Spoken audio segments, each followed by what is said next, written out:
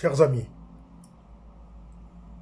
nous voilà arrivés à la page spéciale la Major Mbizi. C'est qui la Major Mbizi? Je vais d'abord parler du couple Mbizi. Le couple Mbizi, quand papa était en vie, papa Mbizi, c'était un couple exemplaire. Un couple dont on pouvait faire confiance. Major Mbizi, le couple Mbizi était un couple dont on pouvait faire confiance, dont on voyait que le mari avait plein d'abnégation, plein de courage, plein de volonté, plein de vision. Mais qu'est-ce qui s'est passé après la mort de Tata Mbizi? Après la mort de Major Mbizi, la Major Mbizi a dérouté, a changé de direction, a commencé à faire n'importe quoi. La Major Mbizi. C'est qui la Major Mbizi? La Major Mbizi, c'est celle-là qui fait partie de Kimvuka. Le Kimvuka de la mauvaise pratique. Le Kimvuka de l'inceste. Le Kimvuka des voleurs. Le Kimvuka des déterreurs. Le Kimvuka des sacrifices. Le Kimvuka des Miyibi. Le Kimvuka de la pédophilie. Après la mort de Tata Mbizi, la Major Mbizi a été nommée divisionnaire de Brazza 2, c'est-à-dire à Loua. À cette époque-là, à Loua, il était question que soit construite une maison de la fille de Loua. À cette époque-là, il était question que soit construite une école de la fille à Loua. Donc, les matériaux de construction étaient là à Loua. Sable, fer, briques, ciment, tôle, tout ce qui est matériaux de construction. On n'avait pas compris, les fidèles n'avaient pas compris.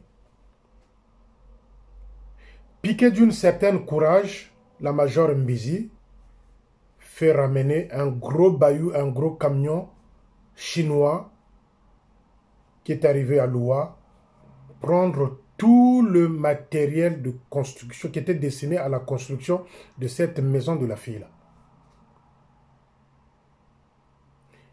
Tous les matériaux de construction qui étaient parqués à Loua, Major Mbizi avait fait venir un grand camion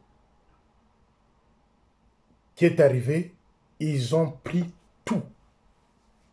Ils ont pris tout. Le ciment, le fer, la brique, le sable, tout. Direction Moussoso, là où la Major Mbizi a construit sur 2 terrains jumelés. Donc, ça c'est la première partie, Yakimoyibi. Donc, voleuse. Donc, la Major Mbizi, Moyibi. Donc, la Major Mbizi fait partie du clan de la mafiosie. Et les fidèles de Loua et de la division 2 étaient surpris, à la fois étonnés, estomaqués de ce geste-là, de cette forme de courage inouï qui avait piqué la Major Mbizi pour aller voler, comme l'avait fait Blanche Nsotissa, qu'on l'avait fait Blanche Nsotissa dans la parcelle de son mari, qui était parti voler les matériaux de construction de son mari pour ramener dans son terrain, dans sa parcelle à elle. Dans sa parcelle à elle plutôt, Blanche Nsotissa. C'est la même procédure que la Major Mbizi avait fait à Loua. Moyibi, à Yibi, Biloko Nyonso wana, il y a construction et à Maison de la Fille, qu'elle avait ramené à Moussoso, là où elle a construit sur 2 terrains jumelés, Major Mbizi. Donc les amis, je vous ai dit ici qu'elle fait partie de la mafia, Major Mbizi.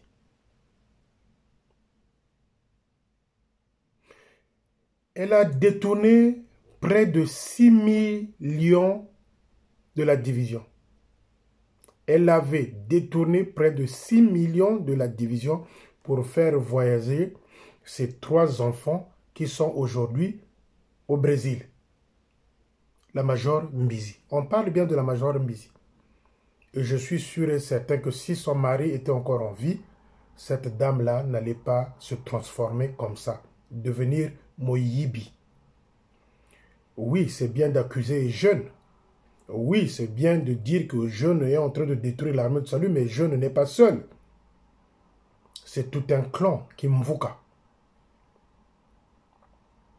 Donc, elle avait détourné près de 6 millions de francs CFA pour faire voyager ses 3 enfants au Brésil, la Major Mbizi. Ça, Bamanabio le sait. Hein? Bamanabio le sait. Et jeune Bamanabio sait que madame avait volé les matériaux de construction, qu'elle avait détourné près de 6 millions en tant que divisionnaire de Brazza 2, qu'elle avait fait voyager ses enfants à l'extérieur du pays, qui sont aujourd'hui au Brésil. Quand elle a quitté Loua, madame a été nommée commandant divisionnaire de Kinkala, où elle a eu à faire un n'importe quoi avec un certain abbé de catholique, un abbé catholique.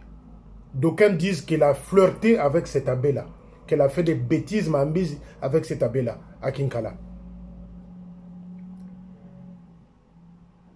Qu'est-ce qu'elle a fait avec la voiture de la division Sarav 4, Mambizi, pendant qu'elle était à Kinkala?